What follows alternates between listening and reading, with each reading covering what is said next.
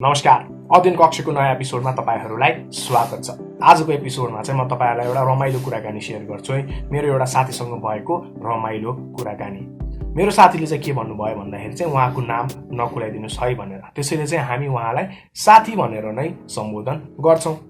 अब मेरो साथी चाहिँ 15 वर्ष पुग्नु भयो र उहाँले मलाई एउटा प्रश्न गर्नुभयो, तपाई नेपालको नागरिक हो भनेर के छ प्रुफ भनेर उहाँले मलाई सोध्नुभयो र मैले उहाँलाई भने कि सबैभन्दा ठूलो प्रुफ भनेको मसँग नेपालको नागरिकता छ भनेर।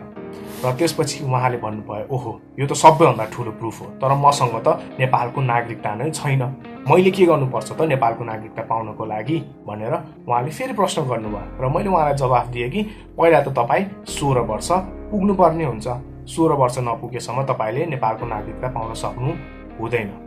त्यसपछि ओहो ठिकै छ, 1 वर्ष त हो नि भनेर उहाँले जवाफ दिनुभयो। त्यसपछि चाहिँ फेरि के प्रश्न गर्नुभयो भन्दाखेरि यो सम्बन्धी केही नियम कानुनहरू छ र भनेर उहाँले प्रश्न सोध्नुभयो र मैले भने छ नि, नेपालको नागरिकता सम्बन्धी नेपाल नागरिकता ऐन 2063, नेपाल सिटिजनशिप एक्ट 2063 रहेको छ नि भनेर उहाँलाई जवाफ दिए। र उहाँले ओहो ठिकै छ, मतलब पुरै नियम कानुनै रहेछ, यसबारे हल्का फुल्का चाहिँ भनिदिनुस् न त, बेसिक इन्फर्मेसन दिनुस् न त, नेपालको नागरिकता कसरी पाउन सकिन्छ भनेर उहाँले फेरि प्रश्न सोध्नुभयो। र मैले उहाँलाई पहिलो आधार सुनाएँ। पहिलो आधार चाहिँ के छ भन्दाखेरि चाहिँ वंशजको आधारमा, बाई डिसेन्ट। यसमा चाहिँ के हुन्छ भनेर बुझाउनुस् भन्नुभयो। र मैले उहाँलाई के भनेर बुझाएँ भन्दाखेरि चाहिँ यदि कोही जन्मिनु हुँदाखेरि चाहिँ उहाँको आमा बुवा चाहिँ नेपालको नागरिक हुनुहुन्छ भने उहाँले वंशजको आधारमा नागरिकता पाउन सक्नुहुन्छ भने। यो एउटा मात्र आधार हो त भनेर उहाँले प्रश्न सोध्नुभयो र मैले भने होइन नि, अरू केही आधारहरू पनि छन्।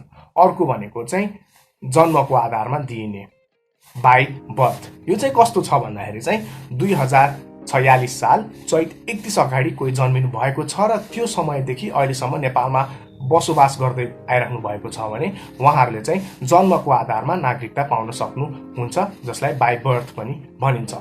अनि अर्को के छ त आधारहरू भनेर उहाँले सोध्नुभयो। अर्को एउटा आधार भनेको चाहिँ अङ्गीकृत नागरिकता, बाई नेचुरलाइजेसन।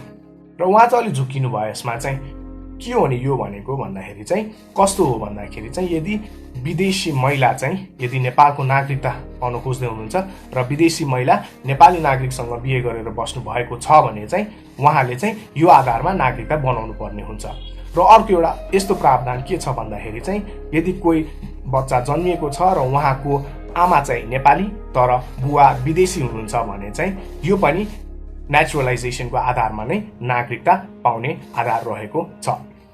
र यो बाहेक पनि के आधार छ भनेर उहाँले फेरि प्रश्न गर्नुभयो। र अर्को जवाफ के छ भन्दाखेरि चाहिँ कोही पनि प्रख्यात विदेशीले चाहिँ एउटा अनररी नेपाली सिटिजनशिप पाउन सक्छ। र त्यसपछि उहाँले अलिकति घुमाइ फिर एउटा के प्रश्न सोध्नुभयो भन्दाखेरि चाहिँ मेरो साथी एकजना छ नि, उहाँलाई चाहिँ पछि गएर प्रधानमन्त्री हुनु छ, नागरिकताले के असर पार्छ त भनेर उहाँले प्रश्न गर्नुभयो। र मैले भने कि धेरै नै असर पार्न सक्दछ, किन भन्दाखेरि नेपालको प्रधानमन्त्री होस्, राष्ट्रपति, उपराष्ट्रपति, प्रधान न्यायाधीश ठूलो पदमा पुग्ने भए चाहिँ वंशजको आधारमा चाहिँ नागरिकता लिएको हुनु पर्दछ भनेर उहाँलाई जवाफ दिए। उहाँले ठिकै छ, मैले धेरै कुरा जान्न मौका पाएँ, धेरै धेरै धन्यवाद भनेर मलाई धन्यवाद भन्नुभयो। मलाई पनि खुसी लाग्यो 15 वर्षको साथीले त्यसरी प्रश्न गर्दाखेरि। सो आजको चाहिँ एपिसोड चाहिँ यही कुराकानीको आधारमा रहेको थियो। तपाईहरुलाई कस्तो लाग्यो आजको episode? Do drop in your comments and do like, share and subscribe our official channel of Neema Academy. धेरै धेरै धन्यवाद. Until next time. Namaste.